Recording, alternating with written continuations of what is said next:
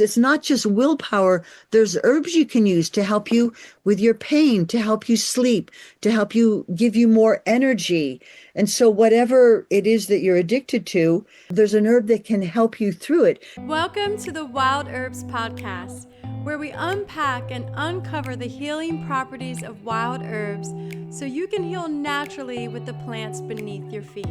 I am your host, April Punsalan, wild untamed plant lady, also a botanist, an ethnobotanist, and herbalist dedicated to teaching you how to heal with plants. If you want to learn edible and medicinal plants, you are in the right place, my friend. I am very grateful because today we get to hear from Brigitte Mars, and she is an herbalist and an author of 18 books on natural medicine, and she's a professor at Narapa University. She is a psychedelic sitter and end-of-life doula and has been working with herbal medicine for over 60 years. She has written the book Natural Remedies for Mental and Emotional Health, and she has written the book Addiction Free Naturally, and many, many other books. And I'll put a link to her website and her books at the end of show notes. But she is a wise woman with many years of embodied experience. So we're really blessed to be able to hear from her today. And I know that you're going to love this podcast. Thank you, Brigitte, for being here.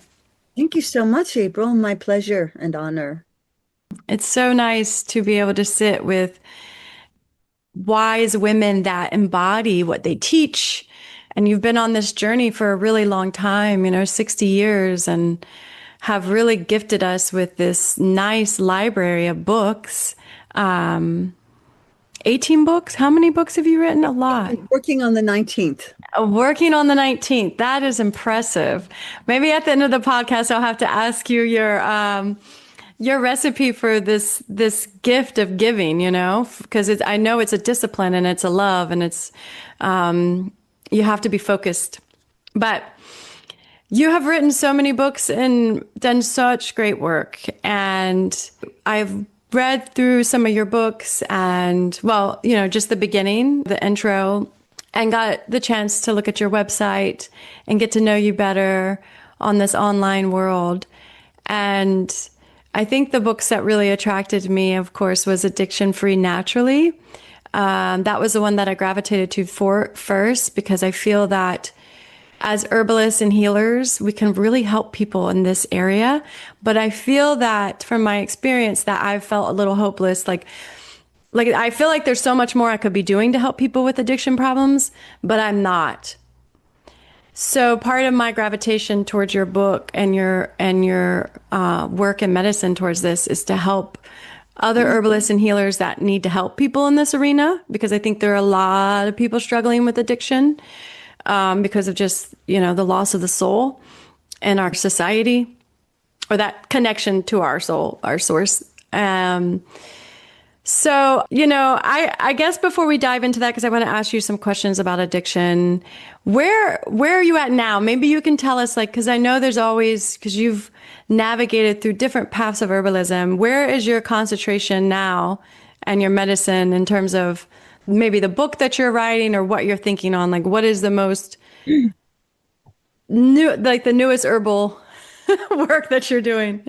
Well, I'm certainly big in trying to get people to have edible lawns, because everywhere I walk, I see people watering grass, which uses an extremely high amount of water.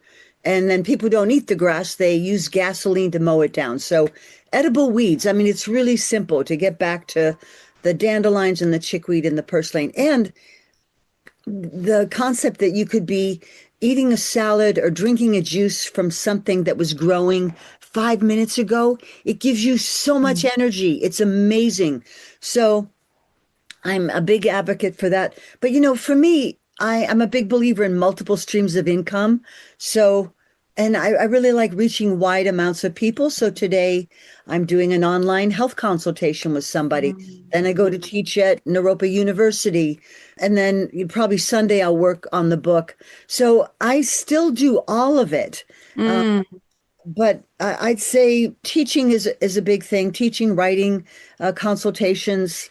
And I love that every day is a little bit different. I also work in a holistic pharmacy every Monday morning. So, people that maybe can't afford a consultation can come in and talk to me about, herbs to help them sleep or herbs for hay fever, whatever's up. So, I mean, really, my prayer is to be of service. Hmm. I feel like I get to be of service to the divine by helping to reconnect people with the plants that maybe they thought were weeds and help us all to be better stewards of the earth. So whatever we can do in that regard. So I'm here, I'm showing up and I'm going to do it as until I can't, which who knows when that will be. You've been showing up for all of us for a long time, and the books that you've written are such a contribution. When did you first know you were an herbalist? Well, Did that, when I know it seems like, oh, 60, you've been doing this for 60 years. I actually got started as a really young child because my French Canadian grandmother was a folk healer. She didn't say I'm an mm, herbalist, it's just like she knew how to deliver babies and how to heal little wounded animals that we found in the woods and how to make a poultice. We all ate flax seeds every day. So I think by the time I was in certainly middle school, I was recommending folk remedies to my friends. And I was mm, always an avid reader. So really young, I'm like reading the box of Lucky Charms and all the colors and preserves and chemicals. And I just said, maybe this is why everybody's sick.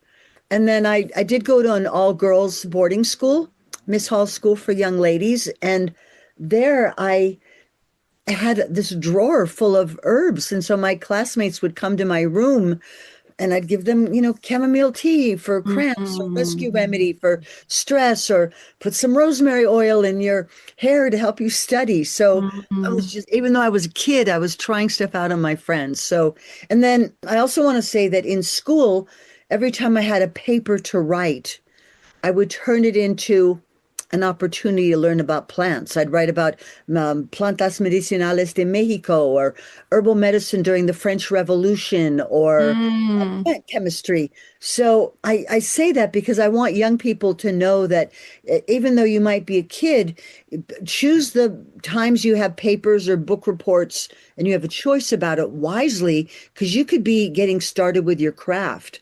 So by the Yeah. time I was 17, I helped open up a natural foods restaurant in the Virgin Islands, and then I ended up managing a Wow. natural food store in St. Croix. Where did you grow up?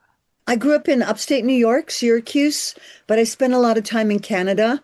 And, I lived in the Mm. Virgin Islands. I lived on a commune in the Ozarks in Missouri, Whoa. lived in a teepee, had two babies, one born in the teepee, and pretty much ate nothing but wild edible plants because the closest grocery store was 60 miles away. And I certainly embraced the whole hippie culture. I was born in 52. So when I started hearing about, get back to the land, grow our food organically, all the things that are so important now, recycle, alternative energy, natural medicine, organic farming. We were doing all that, Hmm. 60 years ago. How do you think? I find that fascinating because you experienced that movement, right? And you're experiencing the current movement because I feel like people are waking up consciously and we're evolving spiritually because we have connection to each other across the world. So people are able to learn these different, modalities that really resonate with them that they may not have been exposed to. And we are trying, foraging is becoming, I would say, I don't want to say popular, but people are realizing it's so important. So how do you think that we are doing? I don't know if better is the right word. I don't want to say better, but do you feel like this movement that you're feeling now, it was just as powerful as the one that you felt in the past during the hippie revolution? We call it that. I sometimes feel really frustrated because we know the bees are dying. Here in Hmm. Colorado, we've had a big drought. We know that water is going to be a precious commodity. Hmm. We know that pollution is making our skies, our water, and the air sick and that people are sick. So I sometimes do get frustrated what a slow process it is because I walk around Hip Boulder, which is supposed to be so advanced, and I still see warning pesticides applied. And it's like, how can you not know better? You spray the dandelions, which are the food, one of the early foods for the bees, and you're contributing to the problem. So I'm going to keep doing it, and that's what keeps me going is we can all do something. But I do find that a lot of my friends are, well, I have friends of all age, but I'd say a lot of my friends are this new generation of Hmm. people. And of course, I'm an elder, but I'm all at the music festivals. I'm teaching about herbs to a younger generation. Of course, I have, children and grandchildren, but it seems, and of course, I raised them with all those concepts and they're doing their work in the world. But what keeps me going is we can all do something. So just keep doing Yeah. it Just and keep doing be it. patient because it sometimes takes a while. And it seems like the media is working against us. There's like, eat this Mm. food so you can take these drugs. Eat this bad Hmm. food, take these drugs. So, Right. the old Yeah. slogan that something Timothy Leary used to say is question authority because Hmm. we're finding out that we get bamboozled a lot.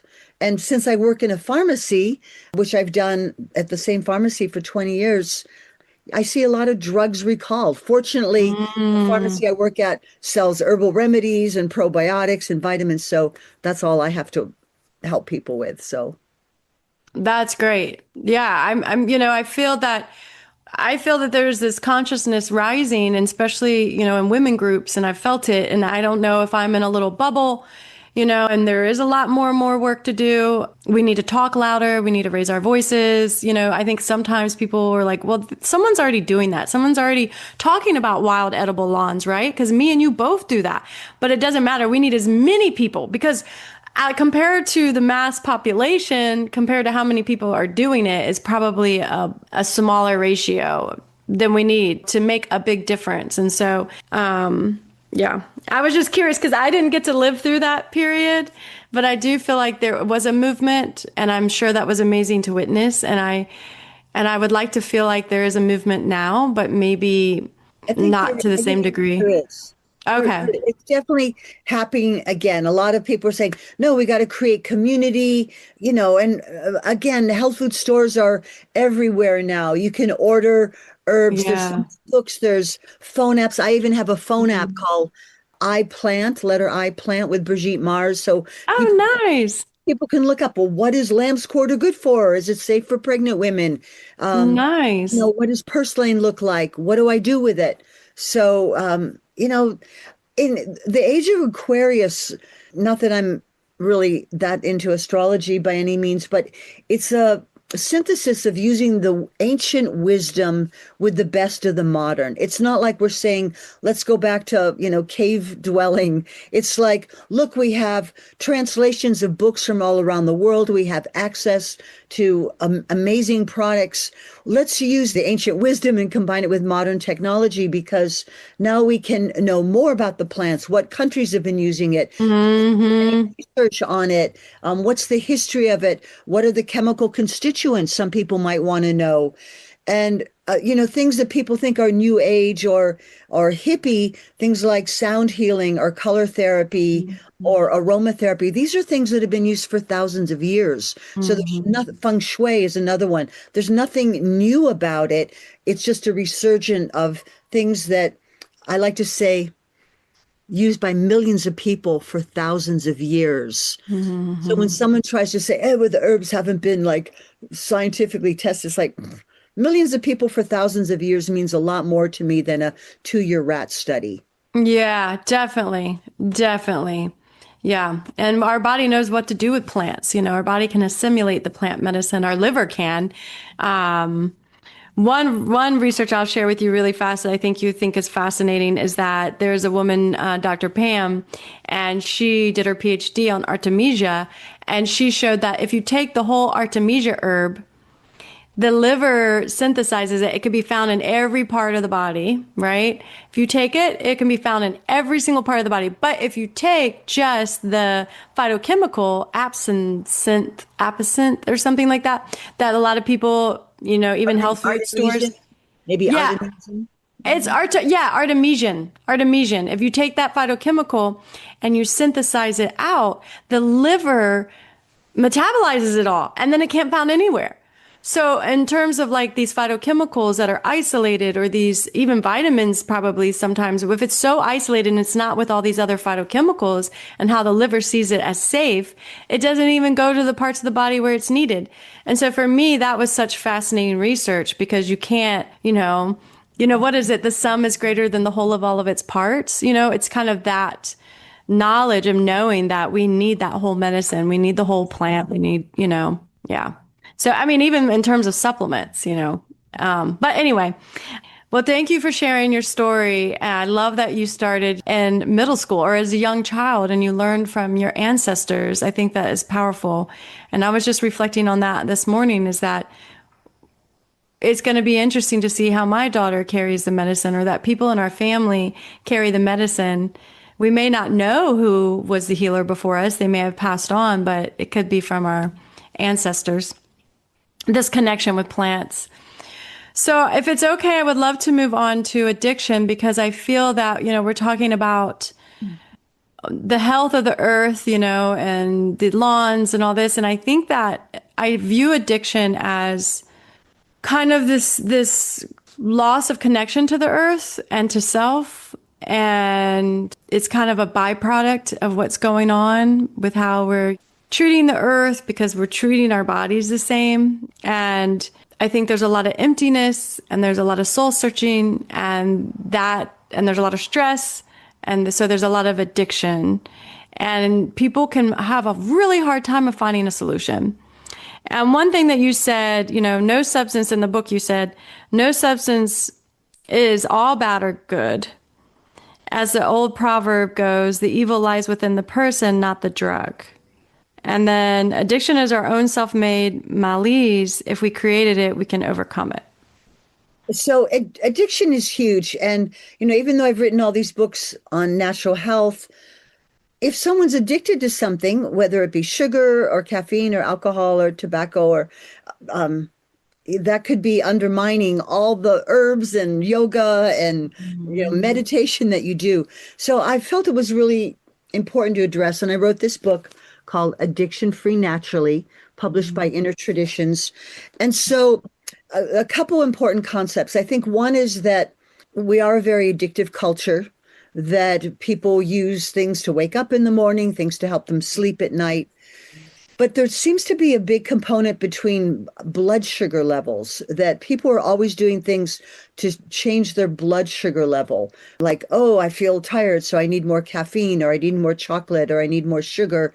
And there's sugar, and they make cigarettes sweeter. They add things to the cigarettes. Alcohol is full of sugar. The effects of using many drugs like cocaine, it's almost like a big sugar rush. So we need to find ways to balance our blood sugar, and that means healthy eating, whole foods. There are supplements that can help, like GTF chromium, glucose tolerance factor chromium. But we also see that people often go from one addiction to the next. The few times I've been to AA meetings, I see that, wow, they've got a potluck of pecan pie and donuts and cookies and coffee. I didn't even know anybody ate like that in old years. So again, yes, you're not drinking, but now you're Right. smoking and drinking coffee and eating sugar. So we need to address that. And also poor oxygen metabolism. When we're shallow breathers, our brain is looking for, and so you smoke and, oh, I'm breathing deep, or you do a line of Coke and you're breathing deep. So I used to smoke cigarettes. We were allowed to smoke in boarding school. And I realized at 17, like, oh, maybe this isn't so good. I'm learning to do yoga and all that. So it was basically deep yoga breathing. And I even learned that if you could smell different essential oils like black pepper, this one's vanilla. Smells, smelling different essential oils can give your brain a little pleasure and delight. Like if you're addicted to sugar, maybe smelling essential oil of fennel or anise or cinnamon. So whatever addiction you have, you might find an essential oil. You don't have to eat it, just smell it and inhale the vapors that are maybe going to satisfy different receptor sites. Also big on what are other ways to reward yourself. we have a lot of mantras going around like, I worked really hard today, or I'm really stressed, or I'm going through a divorce or a Oh, breakup. yeah. So I need to like eat a pint of ice cream and get back to tobacco, and maybe I'll try some new drugs that I haven't tried before. And so I really encourage my clients, make a list of other ways to reward yourself. It's okay. And so a reward could be, I could read a magazine or a novel. I could go for a walk. I could Mm, work in the garden. I think we mm, also need to look at who we hang out with, because sometimes it's like, well, they don't judge me. They're my friend that I go sneak out the back or go hide in the car or whatever. Because you were saying connection. I think very often mm, we look for people that we can be more intimate with. And there is this intimacy that happens when you're sharing your little secret vices, like mm-hmm. whatever it Right. is. And even the intimacy is like, oh, light my cigarette, or here, I'll show you how to process cocaine or heroin or something. But you also said that people need to connect spiritually. And Mm-hmm. one of the things that I've done probably for the last 50 years, I'm 73. So the last 50 years, I learned that psychedelic therapy can be a way of revealing the soul and Mm, giving people this aha moment like, wow, I am a child of God. I am part of the divine plan. And why am I piddling around with this little stuff that's harming my health when I could do something like this that's life-changing, and maybe I only do it once or twice? So, the mm, word psychedelic means to reveal the soul. And mm. years ago, I lived with Rosemary Leary, Tim Leary's wife, when she was on the lam. So that's part of the memoir I'm writing, Wow. because I really learned a lot about her. It's not just party, it's about creating sacred ceremony, safe setting, Mm, having an intention, and mostly going really deep in prayer and asking for divine guidance and wisdom. And of course, yes, sometimes people have tears and trauma comes up, and mhm, they realize, oh, this is why I've tried to block the trauma. Oh, that happened. Okay, but it's not happening now. I can let go of it, and I want to do something else. And of course, I sit with people that are on strong plant medicine. I tend to mm, the fungal variety or the psilocybin, but I'm also, as an herbalist, going to give them ideas that they can do to improve their life. And it might be things to help them feel safer, things where they can find the others, creating mm. community, things that they might do in their diet. Have you tried going dairy free or gluten free, or whatever it might be? And maybe I'll recommend some herbal remedies. So in my book, Addiction Free Naturally, whatever it is, it's not just willpower. There's herbs you can use to help you with your pain, to help you sleep, to help you give you more energy. And so, whatever it is that you're addicted to, there's an herb that can help you through it. Maybe it's lobelia that contains lobeline that is very similar to nicotine. If it's alcohol, maybe there's things like angelica or cloves or corydalis for pain, or so what is the herb if you like to and then I might even recommend a supplement, just balance blood sugar. So, and maybe there's an essential oil that's going to target some of those same receptor sites. So it's not just use your willpower, but because I also study Asian medicine, if we want to strengthen our willpower, we need to strengthen our kidneys. Mm, So eating more black foods is helpful. And then people that are addiction prone, they might need to strengthen their liver. So, eating more greens and sour foods.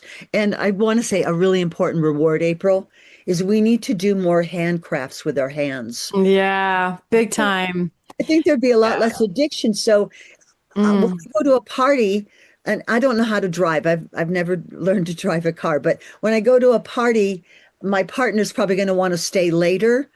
So I'm going to bring my crochet with me. yeah, I don't need to eat more guacamole. I don't need to smoke more weed. I don't need to, right. drink because I don't drink. I'm going to do what I want to do and nothing more than Yeah, that. But I'm going to sit there and crochet. I And I love that. improving my self-esteem. And I think a lot of men, it's like, well, I got to be doing Mm, something. I have social anxiety. So it's like doing something with our hands. And we've become a culture where those traditions have kind of gone by the wayside. And it's so important. Sewing, knitting, crocheting, sketching. Some mhm. kind of portable craft can also be a way out of addiction. And you make something beautiful. And if you don't know what to make, I've made quilts for all my children and grandchildren and a few for really good friends. Could be quilted, could be knitted, could be crocheted, could be, it's so beautiful. And I think we'd have a lot less dementia in our culture too, because those, keeping track and counting and pattern selection, all of that is really Mhm. enhancing our intelligence and our neural pathways. Definitely, and getting us to use a different part of our brain than just ruminating over a continuous thought we may be having. Yes, thank you for sharing that. I would love to talk about the psychedelic sitter part because, you have experience with that, and it's definitely something largely missing from our culture. Cultures around the world rely on plants and sources to bring them back to their soul. I was blessed enough to spend time with the Huni Queen, and I got to hear some of their songs. And the Page said, this song that they do during ceremony, if the soul's too far in the past, it brings it back. If the soul's too far in the future, it brings it back. So it brings the soul into this moment. So then the work, right? Whatever the work that needs to be cleared, or you can become more of a vessel for your soul, your creation, and divinity. The merging of those two. And just want to hear about which one you rely or that you've seen success with, what plant medicine or psilocybin medicine or mushroom medicine, I should say. And then have you seen good results with addiction, people sitting through these experiences? Absolutely. Even though I've certainly participated in ayahuasca ceremonies and peyote ceremonies, I really choose to leave that for the indigenous people to Hmm. serve, who take risks to like grow it or bring it into this continent. I live in the state of Colorado where we have decriminalized a lot of these things, so it's different here. I can speak a lot more freely, and I also make it clear that I'm not the grower or the medicine maker, that I'm the sitter, and Hmm. the sourcing it is another discussion. But basically, I think that we've had many years of just say no. And Hmm. now there's this like, oh, well, cannabis is legal, or, this is legal, or I'm 21 and I can access this. I think we really need to have a just say how culture. And so Hmm. I see a lot of young people just taking things at a party or a festival or a concert where it can be very overwhelming. You lose your friends. How are you going to get home? The music might not really even be coming from a really pure place. It might be very ego driven, to be honest. And you are going to see through all those games and veils. So, I encourage people that they're going to lay down. They lay on a mat filled with crystals, amethyst, obsidian, carnelian, like it's a healthy line mat, and it warms up and it has a magnetic frequency. And they're laying there with an eye mask, you know, and they have got this friendly grandmother sitting right next to them, keeping them Hmm. hydrated, playing music that is designed to open up new neural pathways, Hmm. and walking them to the bathroom so they're safe. And it's not a Hmm. time for a lot of discussion, because we want to be in the here and now, as you were saying. We don't want to Hmm. like talk about the mean mommy or the, babysitter that left you, or whatever it is. We're going to be in the here and now, and you may visit those things. You might see beautiful things, the fabric of the universe, mandalas. You might do this medicine if you have a big decision to make. But basically, I'm going to sit there with people. It lasts maybe about 6 hours, and while I'm there writing ideas for their integration, I'm also doing self-care. I might be massaging my face with my gua sha, or doing my eye exercises, or the hand mudras. And then we have a discussion the next day. And a lot of people, I do see people who struggle with addiction have this aha moment. I drink because I've repressed this trauma, but I remember this trauma that happened. And, oh, that's why it happened. And again, we're not going to talk about it during the session. We might talk the first hour before or the last hour when the medicine's wearing off.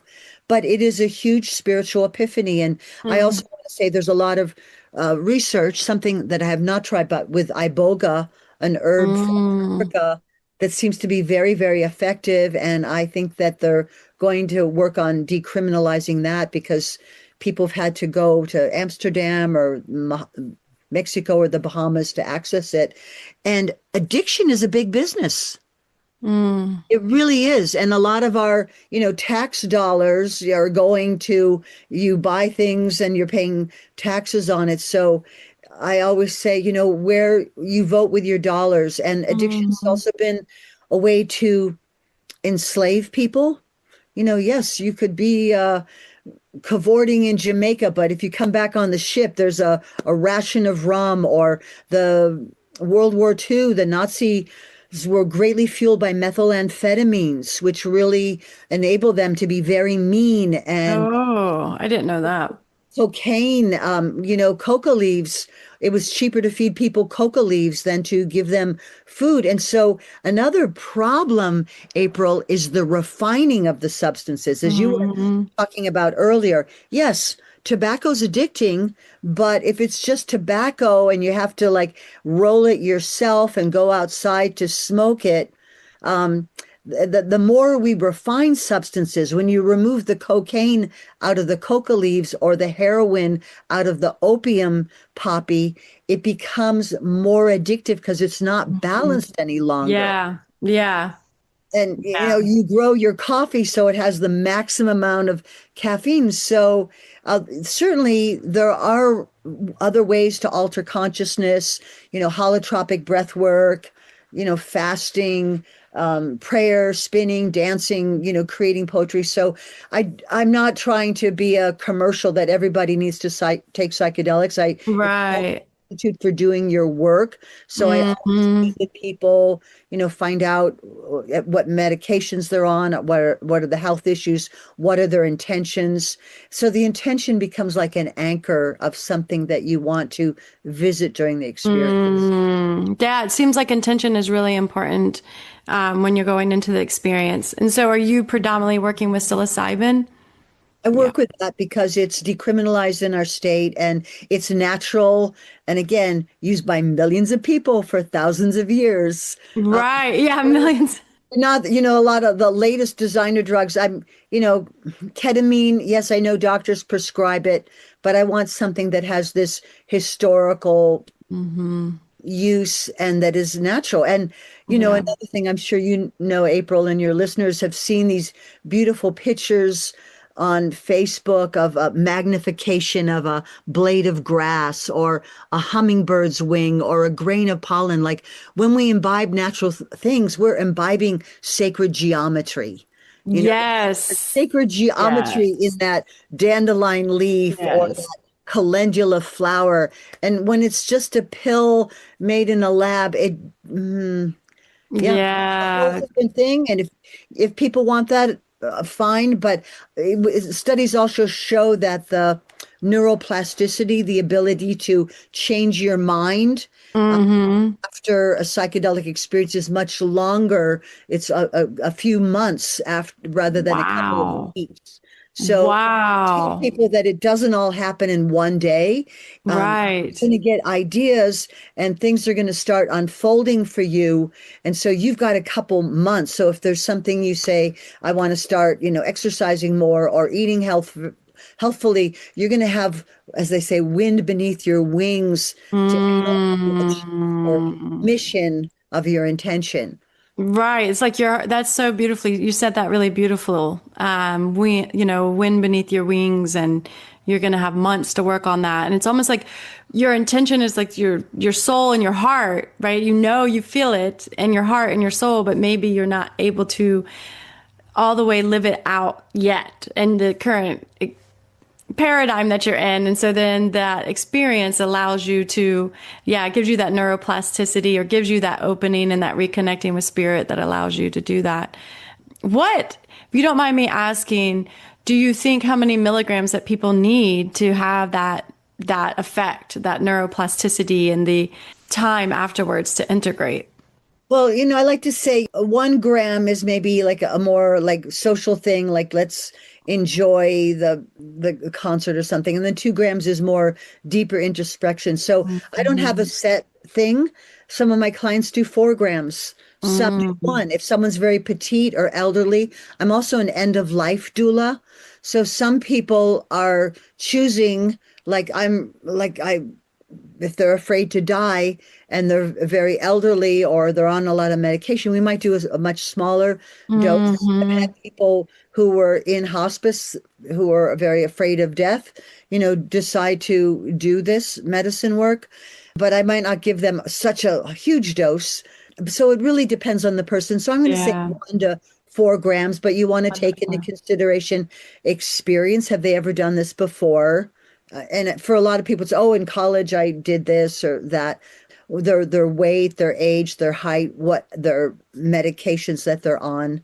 So you have to take all that in consideration. And I think that's a deep need to be wise because not everyone Yeah. gets the same amount.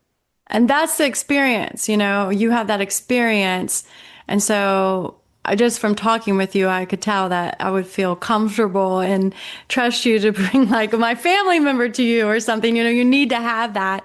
And that's the importance I think that some of the youth or people miss out if they're just doing it recreationally. And a lot of people may be exposed to the beautiful world of medicine, this deep medicine like psilocybin or, ayahuasca, hopefully not ever ayahuasca recreationally, but recreationally. And then they're like, whoa, they have an experience, even though they might not have had the perfect container. I will say I had a moment, I've had moments like that where I remember I think I was 16 or 17 and I was out on a farm and my friend had psilocybin and we ate some and there were boys. I was the only woman, girl, lady, whatever. And they were all drinking wine, like old dandelion wine, and they were getting drunk. And I just couldn't deal with that energy. And so I ended up going into the field and I ended up sitting in the field and I had an outer body experience and I was just there for hours, but I don't even know what really happened. But I just remember feeling like I was sitting on top of the earth and the earth was spinning. And then I came back to my body and then I just saw the blade of grass moving. And then I realized that was the completion of my journey. And then after that, I didn't want to touch anything harmful for months, like you were saying, like I ate predominantly vegetarian. I didn't want to have any alcohol, any tobacco, anything like that. And I was very much surrounded by all those substances. So yeah, that was the first experience, but it was unintentional. And it's so funny because I go back to that and I'm like, that was powerful. And I think it was probably 3 grams. But I haven't gone back to that by myself. Like just go out in nature and do 3 grams and have the outer body experience.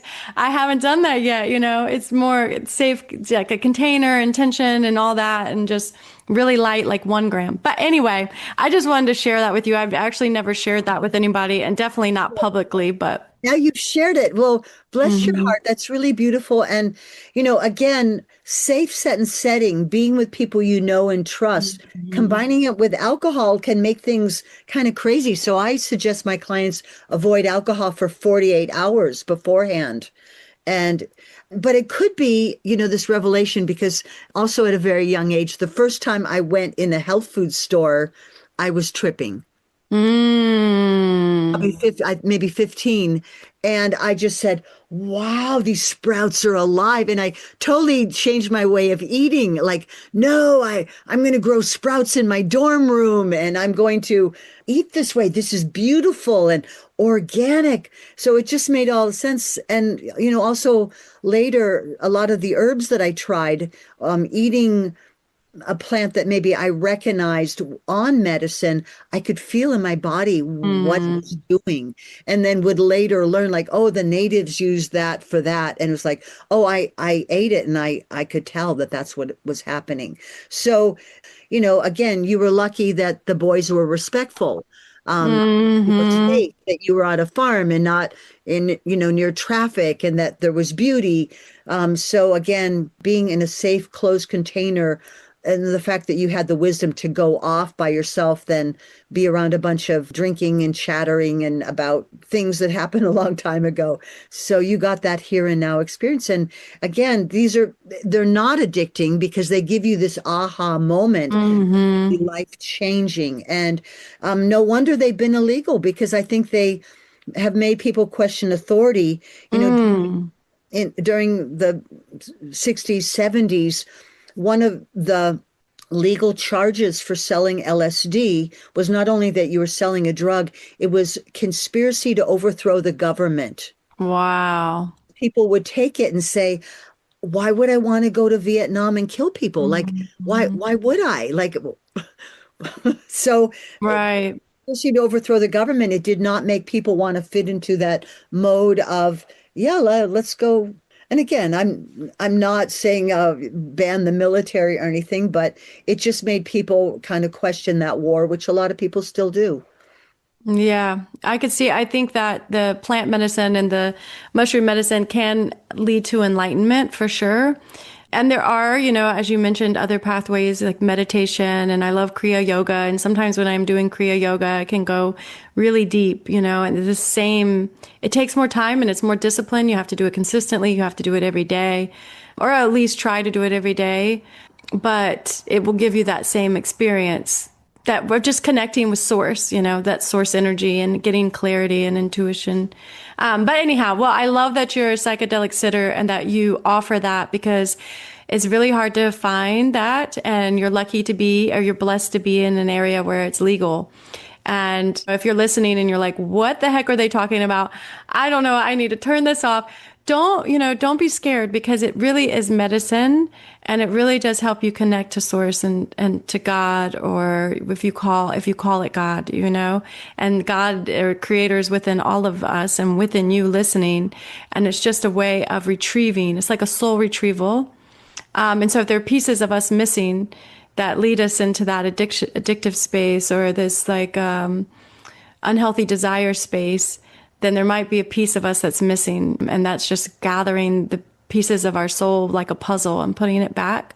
So then we can navigate this world that we live in, which is kind of complicated right now.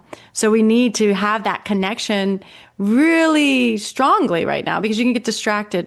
Thank you for sharing that. And the deaf doula, I feel is I could feel how you would be such a blessing to have, at the end of a life experience. And when did you start becoming a deaf doula?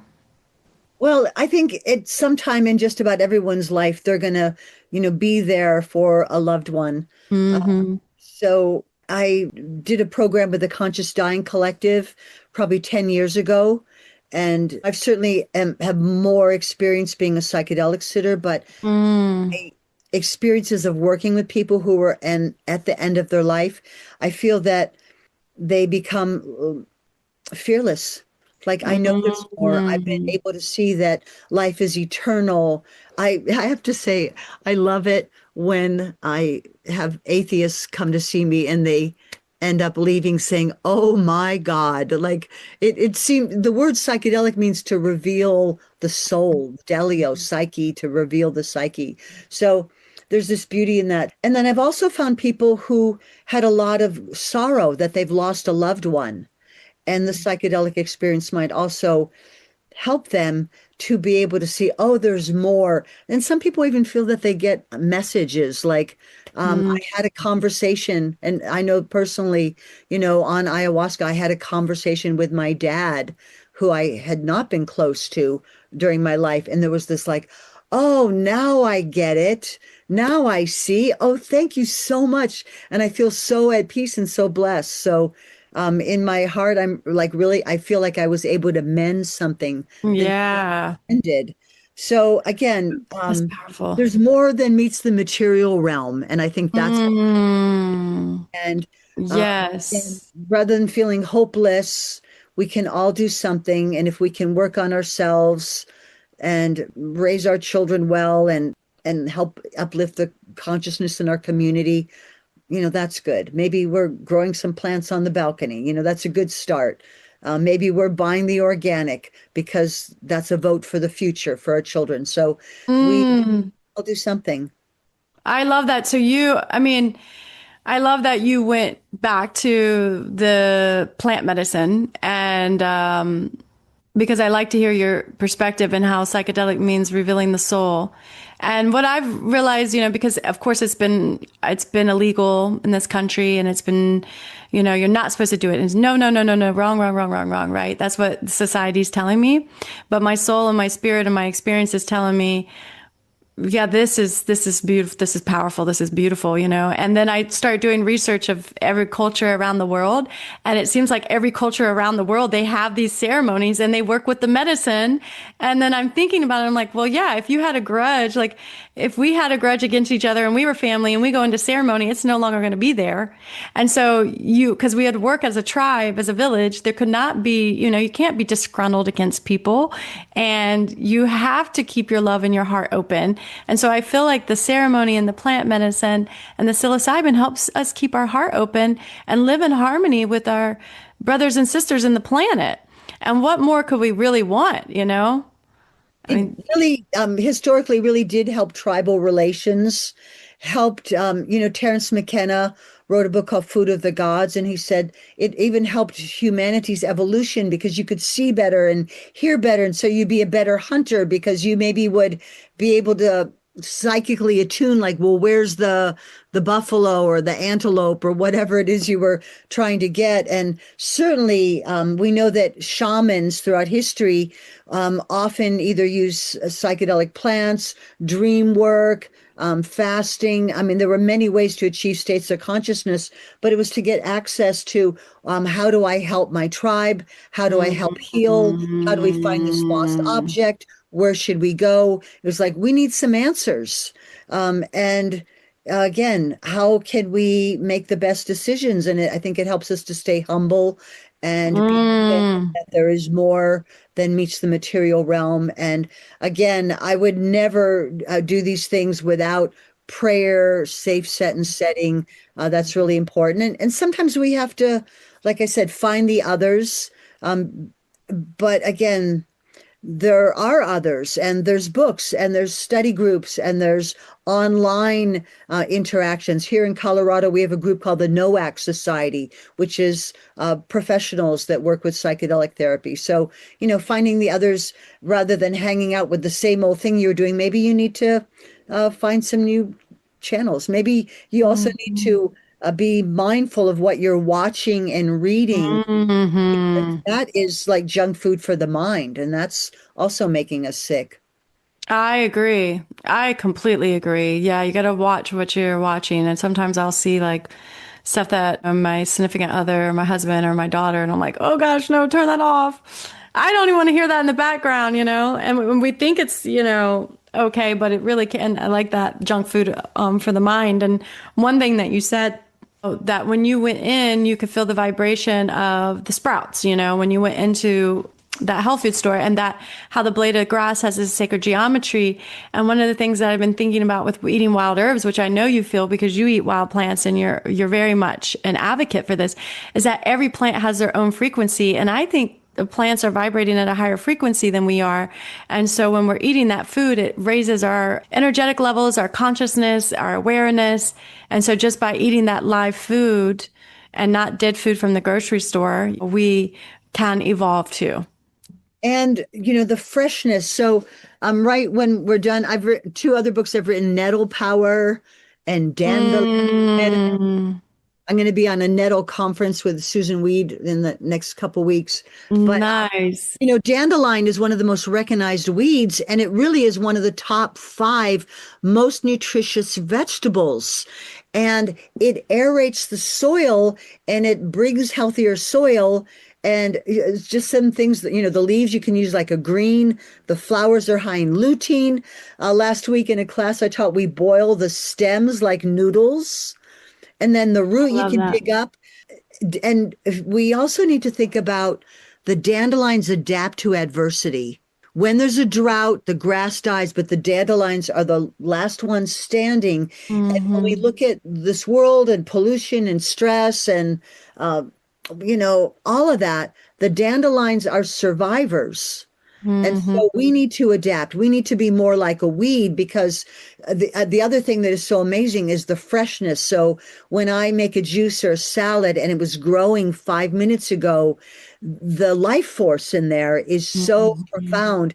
You feel it. And even though, yes, we can buy organic kale at Whole Foods or natural grocers, like how long ago was that in the ground? How many Hmm. trucks did it go on or cars before it got to you? And, very often it was weeks ago. So the freshness is really amazing. And so we need to stop thinking of weeds as something, we need to change that thinking. We do. We need to even get rid of the word weed. Like if we could Well, just not say weed. well, I kind of like the word weed. Yeah, I guess a lot of people like it is a catchword. Like if I say this weed, the reel will get way more likes and hearts, but I would love it to be like to have another word or like a transformative Weed, thought, you know? the wild wisdom of weeds, like, Yeah, yeah. and you can save thousands of dollars a year. Like if you're making salad from your yard, and I have to say, sometimes people have to make a choice. Is our yard a dog toilet or is it going to be a salad garden? So it's just a Hmm. choice, and maybe you have one yard that's the dog thing, and the one is for wild edible plants. But I think, you kind of want to separate the two. And so I think environmentally we have to make a choice. But when I walk around this neighborhood, I think all of this could be free food for everybody, and everyone would save thousands of dollars, have the best health ever, have minerals that you're not getting from devitalized food, be more beautiful, happier, radiant. There you go. Yeah. Yeah. I think I can't wait for your book to come out. And is it going to be on wild weeds? No, I'm writing a wild memoir called Oh, nice. Wildflower Child, A Tale of Sex, Psychedelics, and Natural Foods.